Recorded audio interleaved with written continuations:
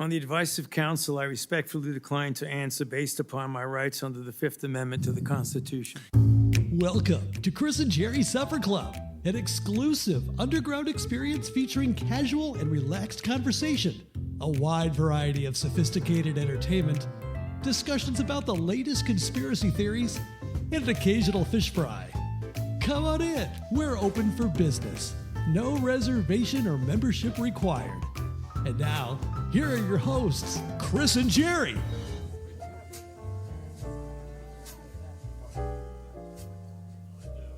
Welcome to the Chris and Jerry Supper Club, episode number, I think it's 9 or 10, I don't know.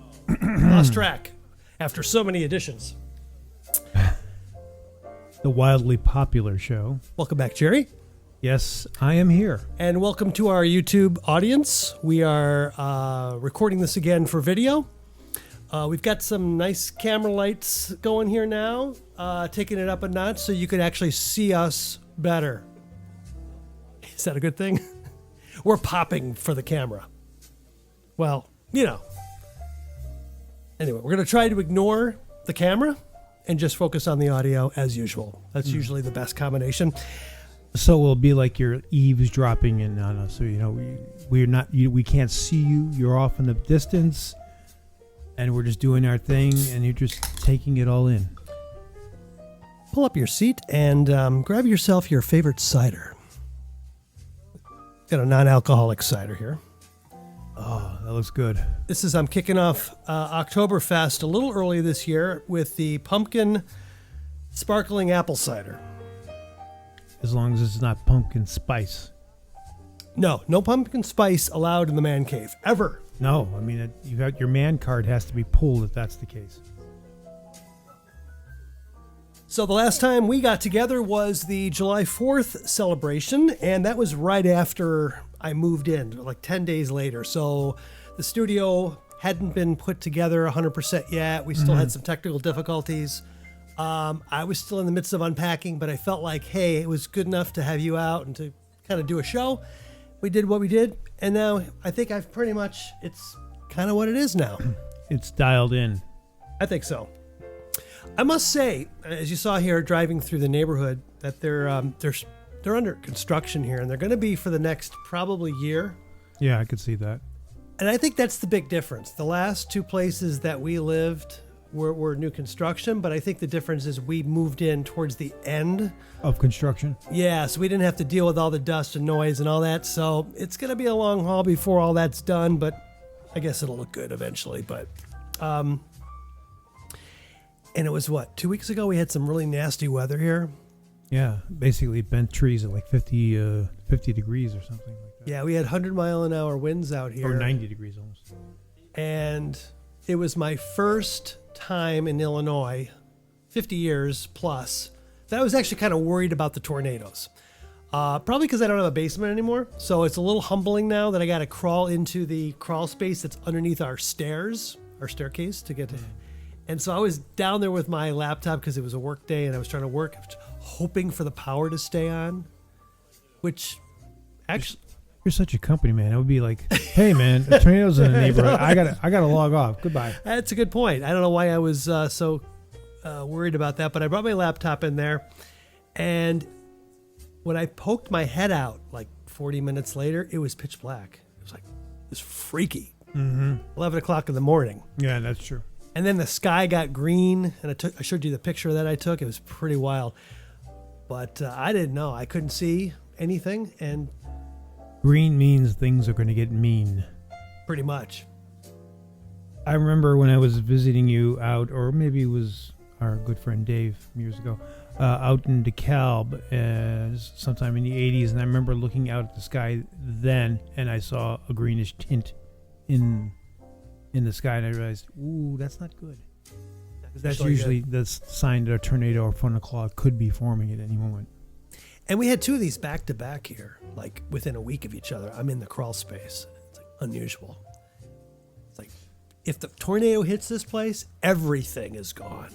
Everything you see in here would be just gone. So that's true. Oh no, it's just another Chris in the crawl. Yeah. So, yeah, we kicked off the show with just a little soundbite, just a little bit of this. Since we saw each other last, Fauci. How about that Fauci pleading the fifth, 111 times? I mean, it's pretty obvious that he's a scumbag. So therefore, I wouldn't expect anything different from Dr. Fauci. Yeah. You know, he's that kind of despicable human being. You know, on one hand, watching it was extremely frustrating because he's not answering any questions. But on the other hand, he has to listen to everything. He has to sit there and he has to listen to the damage that he's done on the country. Whether he cares or not is another story. But he had to hear it finally from a different perspective. And I guess one of the best, I think it was Josh Hawley who did a great job. And I have a clip to play that in a second. And what's that other guy from Ohio, the senator from Ohio that basically dropped the F-bomb on him? Who that F do you think you are? Oh, yeah. What's his name? I can't remember his name. But it was beautiful. Well, speaking of senators, was Rand there to give him a good reaming? Oh, well, he was the one who led the whole charge. Yeah. Both are famously fast friends, old Fauci and Rand Paul. Yeah, let's play this clip real quick and react coming back to it. Okay. What day of the week is it today? On the advice of counsel, I respectfully decline to answer based upon my rights under the Fifth Amendment to the Constitution. What color tie are you wearing? On the advice of counsel, I respectfully decline to answer based upon my rights under the Fifth Amendment to the Constitution. What color's the carpet in front of you? On the advice of counsel, I respectfully decline to answer based upon my rights under the Fifth Amendment to the Constitution. Let's just get one thing straight. You don't have any rights under the Fifth Amendment because you've been pardoned, as you very well know. As the Supreme Court has been clear for a century and more, Brown versus Walker, 1896, when he has been pardoned, he may not stand upon his privilege. You know that. Your lawyers sitting behind you now shifting nervously in their chairs. They know it. This isn't about the Constitution. This isn't about the law. This is about contempt. Contempt for this body and contempt for the American people. But I think I know why you're doing it. It's because you don't want to answer questions. It's because you did all kinds of terrible things. It's because during the pandemic you got rich, didn't you? You got rich while people were dying, hundreds of thousands of Americans, over 1 million in the end, and you were getting rich. And not only were you doing that, you were using federal employees with taxpayer money to apply for and solicit cash prizes for you personally. Cash prizes totaling over $1 million. You did all of that during the pandemic, didn't you? That's a question. On the advice of counsel, I respectfully decline to answer based upon my rights under the Fifth Amendment to the Constitution.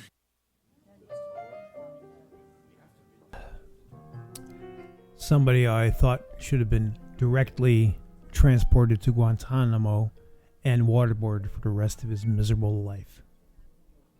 Yeah, I mean, one after another, he finally got to get the wrath of the American people, finally just unloading on him of the damage that this guy has done. And obviously it's not just him, but a lot of, whether the pillars of society, which one you're talking about, they were taking their orders or guidance from this guy. Right. Oh, yeah, a lot of the other, Britain took a guidance from him. Most of the world did. Yeah. So he was that kind of gold standard, and everybody just I say gold standard. I'm using it with quotes, and everybody based their COVID policy on his pronouncements. And our feelings are pretty well documented from the shows that we did in the moment, and you and I were talking about all the freedoms that we were willing to give up in order to not get the jab. It's like, I'm okay with not ever having to go into the city. I'm okay with not ever having to get on an airplane again and go anywhere. I'm willing to leave my job. I was willing to draw the line. Actually, no, I was going to draw the line anywhere. I was going to say, forget it. I wasn't willing to lose my job over this. You were? Oh, yeah. Oh, yeah. I thought so. Yeah. Yeah. And not only that, but there were certain places in the city, because I lived in the city at the time, that they basically said, proof of vaccination or you can't go in. And Yeah, so I you just saw it turned before back- I did. Yeah, and I just turned back around, so I wouldn't want to support your business. You know? Yeah, I remember you calling me up that one time, and you're like, I don't know how it's going to go down where I'm working, but do I have a place to stay if I have to? It's like, Yeah. yeah, you do. Yeah, I was going to bring that up because that's it. Because I was getting the not so subtle nudges all the time. Well, Jerry, you should really think about getting the vaccine. It's good for society. Well, whatever nonsense they were telling me at the time. And I know a coworker who's since retired who got the vaccine, and he's doing quite poorly now, or had been for several years doing quite poorly health-wise. And you could see it. He lost a bunch of weight. He was looking very gaunt and just not, his pallor had changed and all that. So it's like he claims, or the medical people that he talked to claimed it was long COVID. I have a strong suspicion it has nothing to do with COVID. It has more to do with the COVID jab. Mm-hmm. But I would never tell him to his face because he would probably get quite irate. And I think he really believed in this. Yeah, they don't want to be told they were wrong. Yeah, and they will probably go. They'll probably go to their graves denying it. Unfortunately. Yeah. Well, my whole family and you, pretty much was the extent of the people that I am aware of that we kind of drew the line. I mean, your mom got the jab, right? She got one though. Yeah, she got one. She got the J&J. And she only had side effects for a while. She's been okay since then, right? Oh yeah, no issues. Oh, yeah. I think like the day after she had some reaction to Rash or something? but it Yeah. kind of went away, and she never had any issues after that. We have several other family members that all got the full sweep and like the boosters and everything, and they've had a lot of health problems. So I don't know if it's just because they're also in their 80s, so you don't really know. Okay, would they have gotten this anyway, or did it speed things along, or did they really get some things that? Right. Well, also our friend Dave, we mentioned before in previous shows. Yeah. He actually got one of the Pfizer shots, and because of his issues with the kidney transplants and such other health problems he had, to this day, because he passed on a couple years ago, and to this day, I still wonder if that wasn't a contributing factor getting that Pfizer shot. I know it was only one. They packed a lot of junk in a lot of those shots. I think some people actually got saline shots or something. I don't think everybody actually got a full. I mean, I could be wrong about that, but it just seems like how would you have, or like people have like almost no? Because there's another coworker, he got a couple and everything.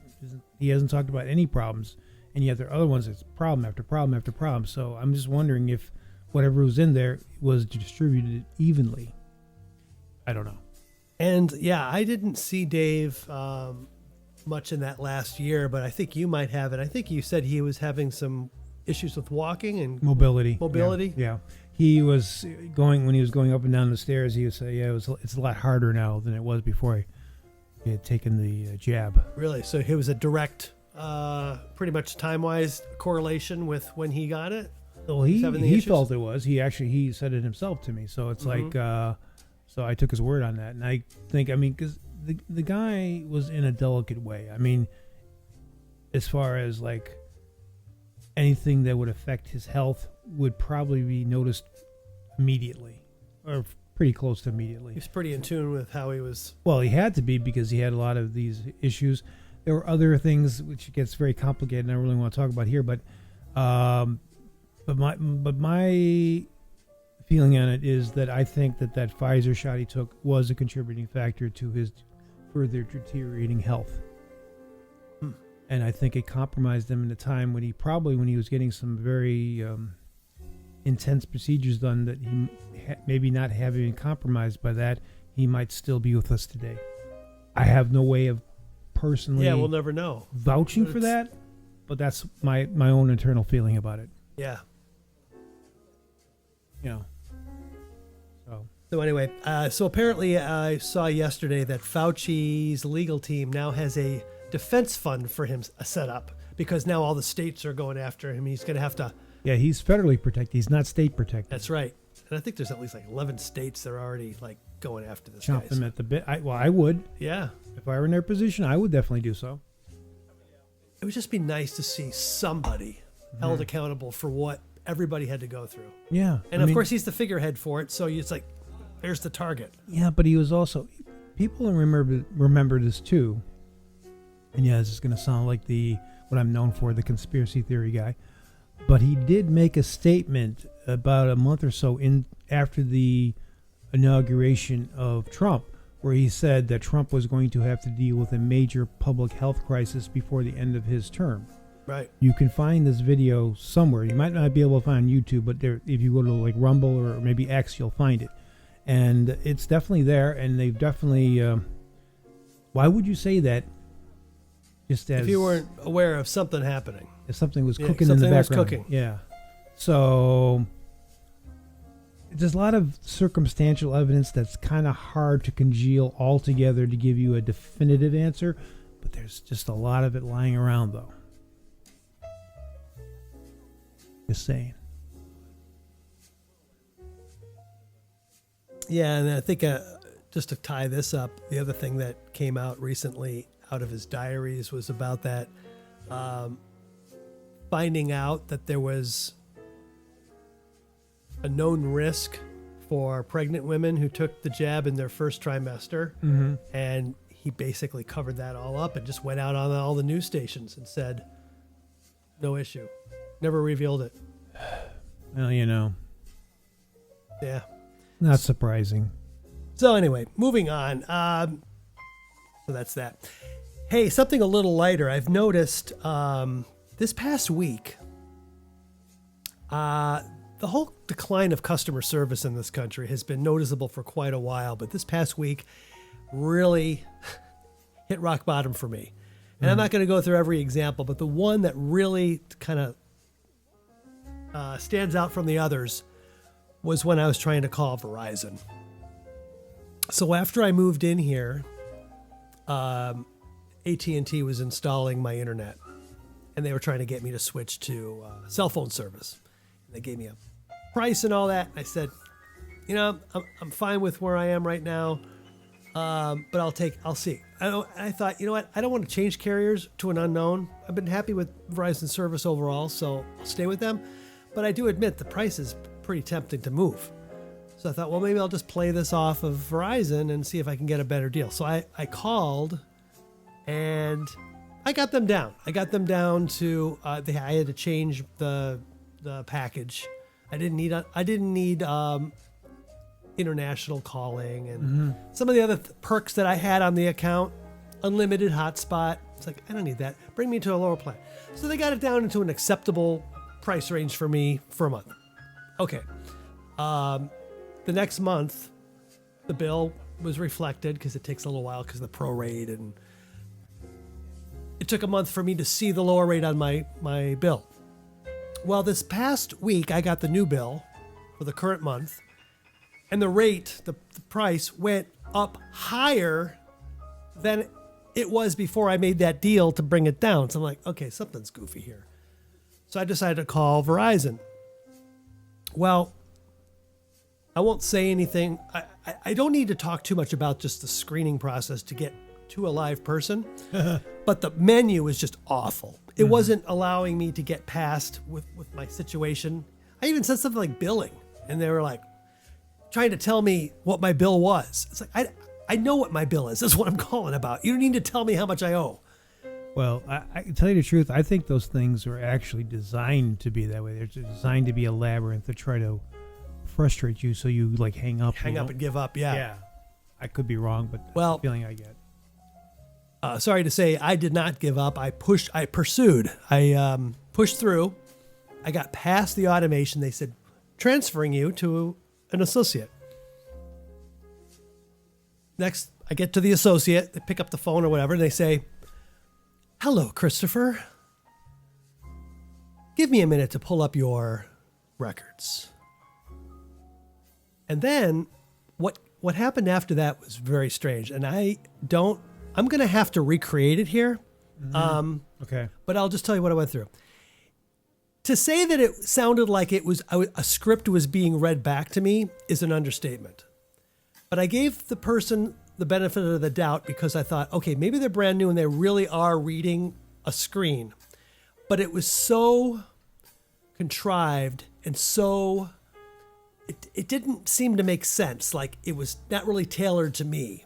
It's like, thank you for your service. Thank you for your patronage. We really appreciate your time. We understand that these things can be very frustrating to deal with. So I'm here to help you with your problem. Could you please explain the reason for your call? And I tell them I'm calling. I got this bill, and it's higher than what I was originally, and it's higher than I called for a lower rate, and I was going to switch, and they said, "I'm very sorry to hear this. I know this could be frustrating to get a bill that is not along your expectations." I'm like, okay, people don't talk this way. And I'm trying to get through this. And they're like, would you like me to find you a lower rate? It's like, yeah, that would be kind of nice. Well, please go to VerizonWireless.com and click on plans. I said, no, I'm calling you for help. I don't want to go online. I'm very sorry to hear this, Christopher. I understand the frustration.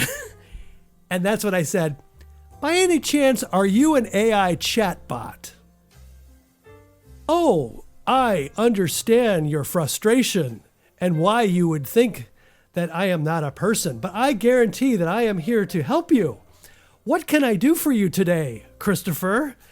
And I'm stuck in this loop of this conversation, and I know I'm being played. I know I am talking to a chatbot. Yeah, it sounds like a Twilight Zone episode. But then I went off on it. I railed into it. I said, transfer me to a human being. I don't want to talk to you anymore. And then it's like it's stuttering. I was like, I broke it. Yes. And then all of a sudden it transfers. It starts ringing. I'm like, okay, I'm getting to somebody else now. And it rings and it rings and it rings. And after 2 minutes, it's ringing. Finally, I hang up and I call back. And I have to go through the same thing again with the initial screening. And I finally broke through that again. And then I get to transferred. And it's the same rep. Hello, Christopher. Give me a minute while I pull up your account.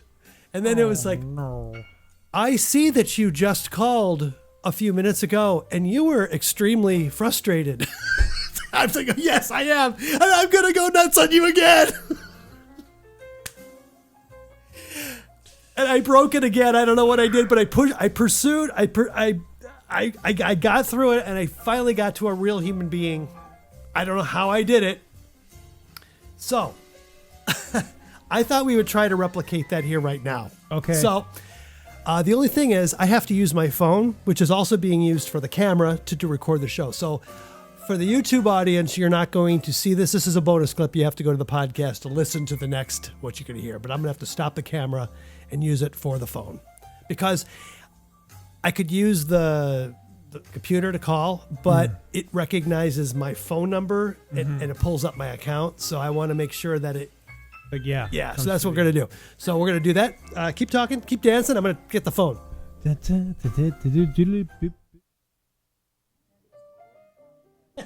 Chris, we are living in an age of deception.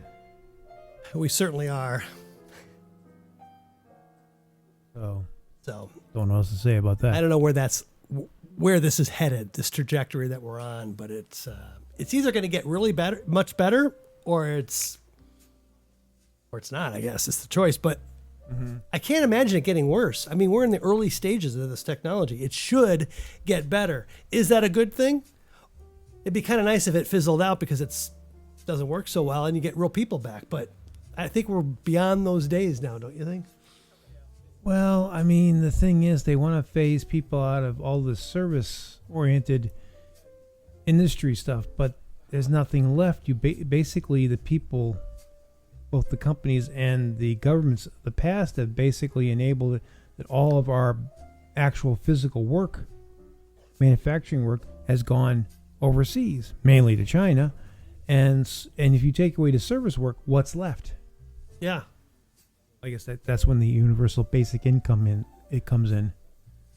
Which is a good transition to our remaining segment here. Yeah, that sounds good to me. So, what are your thoughts on the DSA, which is Democratic Socialists of America Party, the platform? And they're not really sweeping, but they've been relatively successful in the primaries. For the Democrats, yes. For Democrats, yeah. It's troubling, and I personally would call these people traitors to the country. Myself, I think nothing they propose is going to be good for this country and will actually end up destroying it. And I remember a video, you may have seen it too, of a snippet of their convention that they had back in 2019, and it was like every woke cliche you could think of. Like people would come up and talk, point of personal privilege. I wish people would lower their voices because I have a problem with a nervous problem that I got diagnosed, and loud noises, all this stuff. And then, please don't use gender language when we're talking about this subject. So all that was going, and we laughed back then and said, these guys are nuts. They're going anywhere. Nobody will buy this stuff. It's ridiculous. And look, 7 years later, we're dealing with it. So what's your prediction for November? Do you think they're going to get wiped out? Or is it going to be way too close, which means we're just maybe one election cycle away from them actually prevailing? Some of them might actually prevail. Maybe that guy from Detroit, that Saeed guy from Detroit, might get in. There's no way of knowing for sure, but you have to remember, I remember that there was I like to watch that show Gutfeld on Fox News. Sure. I don't actually have the Fox News channel, but I watch it on YouTube. And there was this comedian on, and he basically said when the election happened with Trump the first time, nobody wanted to admit they voted for Trump. It's like, oh, this is crazy. I don't know how this happened. And he said you couldn't celebrate that. And then he said in 2024 when he came back in, it's like, we can celebrate now, but actually we can't really celebrate because all the people who voted for Kamala Harris and Democrats, that was what did he put? How did he put it? A survey of stupid people. All the people who voted for Kamala Harris and voted for those policies and everything like that, which is just the DSA light version of what they're proposing. And it said all people, they're stupid people, and to have this many stupid people in the country is kind of disturbing. And I hate to say it like that. It sounds like I'm being judgmental, but it's really, if you looked at the platform of the Democrats and Kamala Harris back in 2024, and you could tell me there was something definitive that you could really hang your hat on like what they're going to do, make the country better, and in a way that you could actually measure and you could actually know, they had nothing. And yet people still voted because they didn't want to vote for Trump. They wanted to vote against Trump. So they were willing to vote for an extremely stupid woman and an extremely stupid party to get Trump out, because I to this day, I'll never 100% understand what it is about Trump that triggers them so much. Yeah. I mean, when he first came out back in 2016, I wasn't a fan. I didn't like him. I thought he was a loudmouth. I didn't vote for him then, but I knew I was going to vote for Hillary because I knew she'd be worse. Over time, when I got to see some of Trump's speeches and some of the other stuff that he was doing in his first administration, not everything I agreed with, but a lot of it I did. And I saw that he wasn't this loudmouth, stupid barbarian that everybody was saying that he was. I mean, he's still an abrasive guy in many ways, but I could see there was a depth behind the person, and he was actually really dedicated to doing something measurable and honest with this country. I mean, you had all the hope and change rhetoric from Obama, and I got to admit, the first time around, I voted. I bought into it, but obviously the second time I did not. Yeah. So it was just basically, you get to see that when I saw what he was doing in that first administration, and they were making changes, and things were happening, and he was actually living up to the things he promised. Not everything, but most of the things. It was far more than like a Clinton or Obama ever did. It was a lot of talk, a lot of rhetoric, a lot of good feels, but there was no actual substantive work on he policy. wasn't running for office just to make some small tweaks here and there.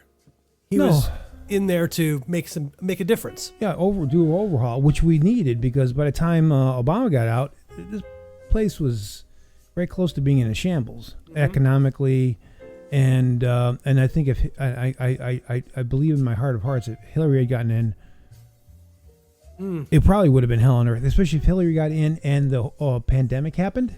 A pandemic happened. Oh yeah, It would have been, like living under Kim Jong-un. yeah. I think it would have gone to another level if she had been in at that point. Although that was already towards the end of the first term, she probably would have been in the second term by that point, and we wouldn't have had Biden, and she would have just locked the country down further and Yeah, really everybody. pushed us. The thing where we just got off by the skin of our teeth when the Supreme Court said no, we're not going to support this initiative to force mandate vaccinations on people. I don't know if that would have happened if Hillary got in, because she would probably gotten more of her candidates. Probably, by that time, yeah. right, because we had 3 justices. Yeah, and it might have been a very packed court, and we would have all been forced to either go out on the street or take the jab. We wouldn't have had a choice. For the good of the country, for the good of our democracy, so-called democracy. Yeah.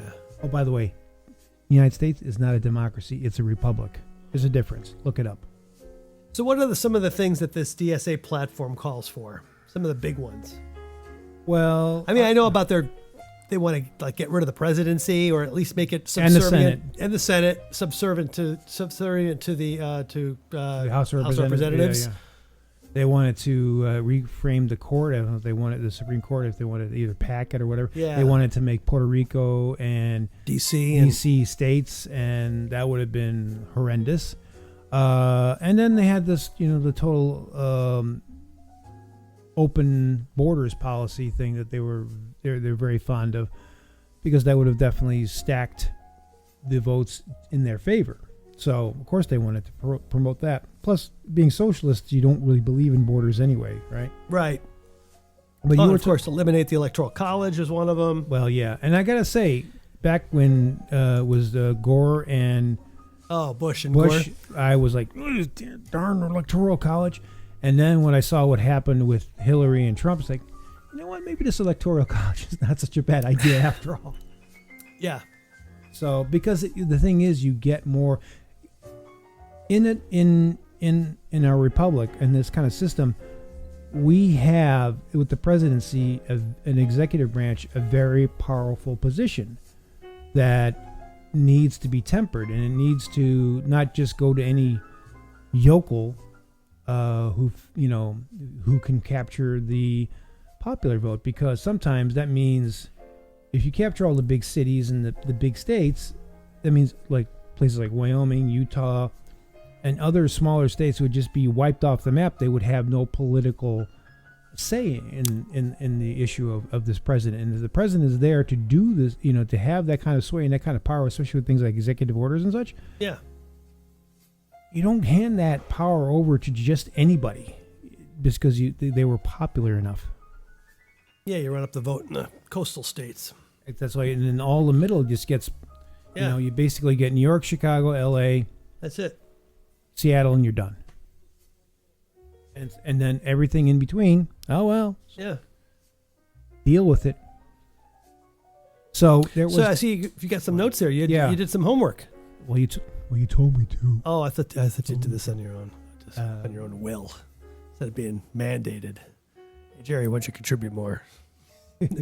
No, you do every time. You show up with the brains. That's all that matters. Well, yeah, that's true. You don't need notes. Yeah, that to some extent, but mandates. That's the only mandate I would actually succumb to, or whatever the term would be for that. So we had the 10 points, 10 points that were kind of is you ran the kind of, we're talking about the Democratic Socialist of America political platform, which I think has about 16 points, something in that range. But you use Chat GPT and you distilled it down to 10 main points. And I have my input. What's the word I'm looking for here? My input on those particular issues. Okay, let's go down them quickly. Yeah. So like we start with the universal health care thing. A lot of these things, by the way, a lot of these ideas sound great in theory. They sound very humanitarian. They sound noble. You start digging deeper of what. Yeah, but when you actually try to apply this in the real world, in reality, it comes out a lot differently. For example, universal health care. I personally think that access to affordable health care should be universal, but totally free and taxpayer funded entirely, big problem with that, because the tax costs to the taxpayer would skyrocket and the quality could not be guaranteed. I mean, if you got fantastic quality health care and it didn't cost you a dime other than what you put into the pot through taxes, a case could be made for that. I still say it's taking it too far, but at least a case could be made. But we know government does not handle things efficiently. There's a lot of room for corruption. I really think that there's room to look at improve Fauci. some of that. Look at Fauci. Yeah. I think not enough effort has been put towards figuring out exactly why the costs are so high as it is. Well, I have a thought on that. Well, yeah, so do I. But I'm saying it's sort of like the education system. Why is it outpacing inflation? Mm-hmm. I mean, substantially. Right. But yeah. Well, one of the reasons I'd say we have an issue with affordable health care is because the money that could be spent by the government towards the healthcare system, a lot of it's tied up into the defense system, because basically, like, for example, when it comes to NATO and stuff like that, we're basically holding up the entirety of NATO. None of the other countries are putting in their fair share for their defense or to be helpful in the supposed defensive alliance that's supposed to help police the world. I mean, because usually before it was to keep the Soviet Union at bay and the communists at bay. But then it morphed into this kind of world policeman thing, which is fine. But the only problem is we're the only ones doing the policing. All Germany ain't sitting on their hands, UK sitting on their hands, France is sitting on their, and they're not making their contribution. They're not doing their part. So we're taking it up. So all that money has to go in that direction, which could go to other programs, or at least back to the taxpayer. All that is true, but I think that is more about why can't we offer affordable plans to everybody by being subsidized by taxpayer dollars instead of sending it here. I'm talking about something even more rudimentary, fundamental. Why are the costs so high to begin with? Why is it that if I want to go for an X-ray, they try to charge me $1,000, but then insurance says, no, it's only worth $100, and then all of a sudden that's my bill? What's going on with the initial charge? Why is a hospital stay $50,000 if you're there for, a heart scan? I know. Why? Well, I think it's price gouging personally, because I think if they can get away with it, they'll do it. Yeah, there's something there that I don't think back to my point, I don't think we've done enough, whether it's fraud, whether it's waste, whether it's corruption. All the above? All the above. The thing is, when your parents and your parents' parents are going to see a doctor and everything, I'm not saying it was automatically easier to handle medical expenses per se, but it seemed to be more affordable back then. And you weren't paying hundreds and hundreds for like a one doctor visit and stuff like that. I mean, you get a blood test for one thing and it's like $200. It's like, why should it be $200 to take it to the labs? They go, oh, you got this. That makes no sense. Well, the house calls. Doctor shows up to your house, $20. Well, that was it. And they don't even do house calls anymore. No, I know. So everything, the service has gone down and the affordability has gone down as well. and the price has gone up. And I only think they could really do that if they could only get away with it. So if somebody says you can't get away with it, we're setting up these parameters. So I think that's why I said I think universal affordable health care is what we should have, not necessarily universal free, which is what the socialists want to do, because they want to put more. The thing about this, especially with socialists, they want to make the government not only Big Daddy, they want to make government your God. Mm-hmm. They want you to come to them for everything. And I'm just a little more sensitive to it now as I'm approaching retirement, but I'm not 65. It's like, how do I bridge this next 5 years with, being not employed by a company picking up a majority of the cost? And I'm looking on the open market. It's like, how is it $1,500, $2,000 a month to insure me and my wife? Unless I get a subsidy. Mm-hmm. But I can't make any money, basically. So I can't even work part-time and not make a certain amount without getting forfeiting the subsidies. It's just a messed up system. Anyway, next. What's the next one? The universal housing for all. Free housing for all. Free housing? Well, not the free housing, universal housing, yes. No matter what.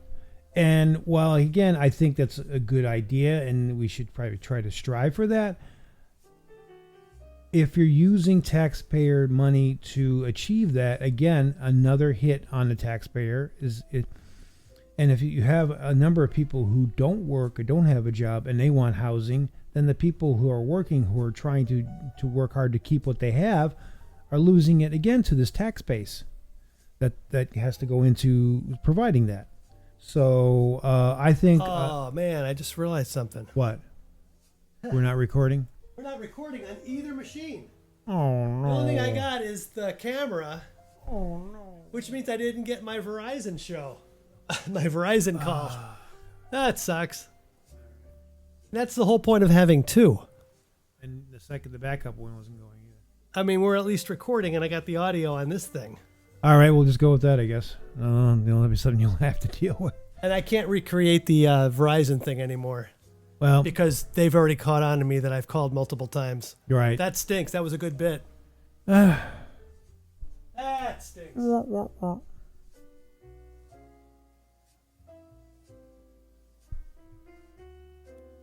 All right. Well, I can get the audio from the video, assuming it's still good quality. Well, it's an iPhone. It should be good. Well, it has to do with the output of the. Oh. Okay. We'll see. Well, so the point 3, I guess, is like expansion of unions and the workers' influence or rights or whatever. And I personally don't think unions should be curtailed by the government. They shouldn't be working just for the interests of corporations. But on the other end of the spectrum, you have to understand unions, like any other institution, are very susceptible to corruption, and if they're going to and corruption issues, if they're going to be given this extra power through the government system, I guess, whatever, I think that only leads to more collusion between the unions and the government, and basically makes them this pillar that can't be attacked, can't be knocked down. In other words, they can't, whatever they say goes. This sort of thing. And again, that's a kind of a top-down situation I would never want to see in this country. I think one of the strengths of this country is that things are kind of parceled out, like between the states. The states have a lot of individual rights. Individuals have a lot of individual rights because of the Constitution.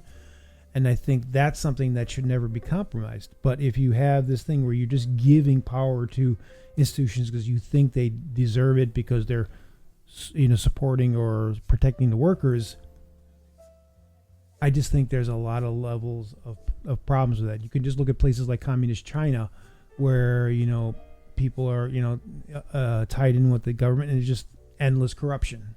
So I think that's a bad idea. To give them unions. I just think unions should be able to organize and be able to collectively bargain, but they should not be tied in with the government and given more power by the government that way. Was that number 3? That's number 3. Okay, I think we got way too much here. It could take another hour to get through. We could try to go. Why don't you just read them off? Well, now you got taxing of corporations and the wealthy, like a Okay. massive increase of that. How we tax the rich? How long have we been hearing that nonsense? Well, a long time. And the thing is, do you think that that's ultimately going to take care of the problem? No. We know what the corporations are going to do. The wealthy are going to do. They're going to move to other countries. Yeah, They're going to take their resources and offshore them. exactly. And then there will be a crater to the economy here. And you want to talk about having problems with economics now? If that happens, you Yeah, know, all bets off. all bets off. Yep. And number 5. Oh, I'm trying to see what it said here because I didn't get the specifics of what so it's That's more the okay. answers. Things like the government like managing,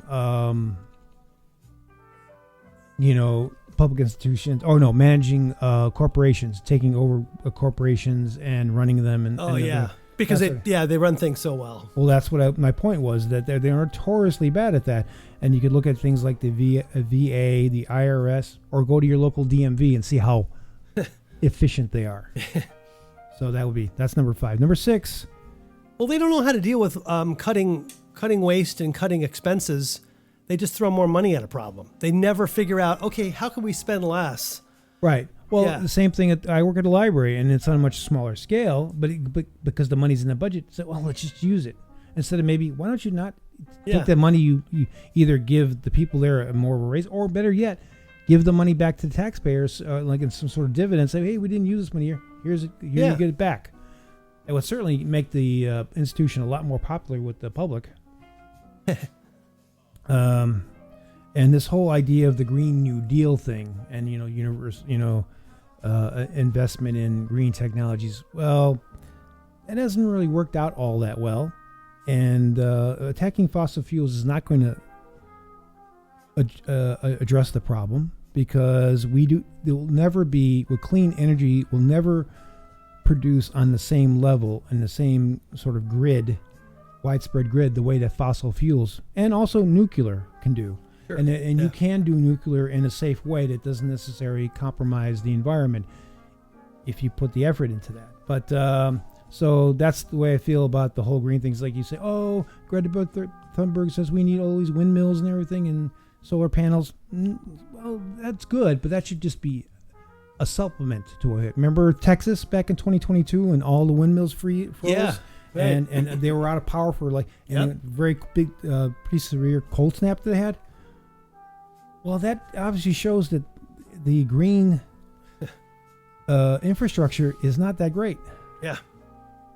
So, and then look at Europe now, because they've been pushing for that, and they've been going back on their nuclear and stuff like that, and they're having all kinds of problems keeping warm in the winter. Their prices for gas have gone, through the roof. The prices just for everything have just gone skyrocketing. So that was let's see, government running, things like being more involved with the social benefits and education and stuff like that. I mean, I agree with Trump in the fact that, the Department of Education should be dissolved because they're not doing the job right. Because a federal institution is trying to cover and have a standard for the entire country when you have so many different states with so many, that should be a state's issue. That should be the states deciding how much money do they want to put into education, how much money they want to put into infrastructure, because the states that don't will not be competitive with the other states. So if they really care about it, Arkansas will put some more damn money in their coffers for that purpose. But that should be a states thing. That should not be federal. Okay. So, and then we have like the. What number are we on here? We're on 8, so we're only got 2. After this, we got 3 more to go. Oh boy. Okay. I'm going as fast as I can. The police and the Getting rid of jails and immigration, curtailing that. Defund the police, open the jails, Abolish ICE. Let the immigration. Whoever wants to come in. Well, that is a cocktail for social unrest. Like they'll make the '60s look tame if that were to happen. We just look at what happened under Biden in those 4 years when they let the border. Oh yeah.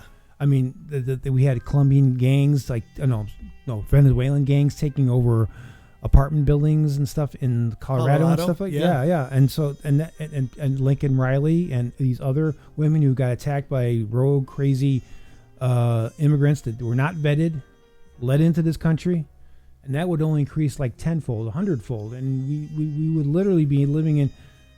It would be like living in Beirut in 1975, which is when they had the Civil War. You don't want that. Let's see. Number 9 is that we're supposed to like curtail our interventionist and what we're doing overseas, and I generally would kind of agree with that, and I think actually Trump kind of agrees that he doesn't want forever wars. He doesn't want to go over the world and police things, but unfortunately there aren't. Going back to what I was saying about what NATO, you said earlier, yeah. These other countries, Britain, they barely have a military because they relied on us so much. They let their militaries lapse, and they don't have the ability. If Iran wanted to go weird, or some other rogue country like North Korea wanted to go weird, we have nothing to curtail them. It's only us. So if we go away and we don't police things, Katie barred the door, man. Barn door. It's going to be, forget about it. So that's a thing. That's another ridiculous point that doesn't make any sense. And one last thing, it says taking American democracy, which it's not. We are a republic, not a democracy, and then reforming, turning it into a more of a social democratic system or democratic socialist system would not lead to improvement. It would actually resurrect a lot of social chaos and lead to a lot of division. Because remember, this Democrat socialism has been about things like identity politics, which have pitted Americans against Americans at a time when we were actually making real progress to bring people together. Mm-hmm. So this division, saying, well, you got white privilege, you get less of the pie than this person over here who's obviously, is black or whatever color, and they get more because they deserve it because their ancestors went through crap, as if white people never had to deal with adversity or anything like that. And at some point, it wouldn't even just be us. They'd probably look on the Asians. Well, Asians are like white people. They're too privileged too. So, you have your stuff taken away too, because in the interests of equality and equity.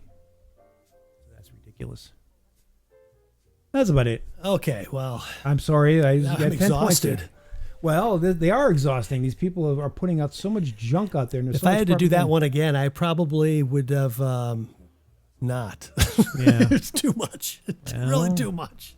You said talk about the DSA flat. They had 16 points. Yeah, they had 16 points. I know. I'm exhausted by the whole thing, and it's a bunch of hogwash. It is, because it's these people rely on two things: pipe dreams and resentment. People resent that they're not getting their cut of the pie or their whatever in society, and they give us these pipe dreams of how they, when they're in infinite wisdom of their system, and that they can take the government and give you everything you need. The government can never give you everything you need. He's still going. I'm sorry. It's like the Energizer Bunny here.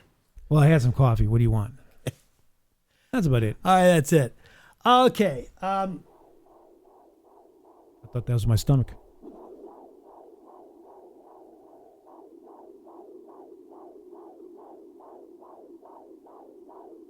How's that? I hear and obey. I hear and obey. One of us. One of us. That's my grandson. Ooh. So big special. Ellie is we're in the final countdown here. We're any day now. The final countdown. We're having a special episode. We are actually, even though we disbanded, we kind of ended the Smorg Show a couple of years ago, and we had one special episode last month when we moved, a couple months ago, when we moved out of the old studio. We're having another edition, another episode that we're going to be releasing tomorrow. Ellie, Thomas, my son-in-law, and Kim and I are going to do a little family episode just to reflect on Ellie's journey to motherhood. She's expecting Labor Day, actually, September 7th, but she feels like it's going to go early. So we're in 2 weeks max at this point. So it's our last time, the four of us, just the four of us will be getting together. So just four of us. Special Smorg Show tomorrow. I think that's worthy of its own episode. So yeah, she'll be here. And so yeah, grandson will be a new addition to the family. It'll be a nice way to head into the finally months of the year with the holidays and my big 60. It's coming up. So a new era. That's right, Grandpa. Grandpa, yeah. Grandpa Chris. But that's about it. Okay, well, this has been the Chris and Jerry Supper Club, and I think we're done here. Yes. And unfortunately, we lost some really good humor we weren't recording. So when I shut the camera off so I could make the phone call to Verizon, the plan was the audio would be picking up that bit, and the audio hasn't been running. So there is no bonus. I could try to recreate it one more time. I think they're on to me. Verizon knows that I've called like 4 times now, and I think they've been updating their records, and they probably are ready for me next time. But I'm going to try it one more time. If it works out, it works out. Right. If it doesn't, it doesn't. But it reminds me of the times you probably made those prank calls when you were a kid. Yeah, it kind of brings back those memories. Yep. When call waiting happened, and we had the 3-way calling, and I was able to Get 2 people on the line and then patch the operators together from different parts of the country, Alaska, Hawaii, put the operators, hello, directory assistants. How did I get you? I don't know. I've been all over the world tonight. I've talked to... And here I am just laughing. I'm a 13-year-old. I'm orchestrating this like a little Dr. Evil. Yeah, that's true. It began then. That's my journey. Those were my roots. I was a pathetic kid. I would set the tape recorder up at home, put the phone on it, call the payphone at the Jewel. I'd have to run like a half a mile down the street. Call the payphone, picked up the payphone, talked in the phone, knowing that I'm recording myself back at home. And then I'd hang up and I'd run another half mile home, stop the tape recorder and rewind it to listen to myself back. I mean, that's the kind of stuff I did on a Sunday afternoon. Gen X. That's what happens when you leave us on our own. That sounds pathetic. All right. Have a good day. We'll be back again very soon. Next time you see me, I'll be Grandpa. Goodbye.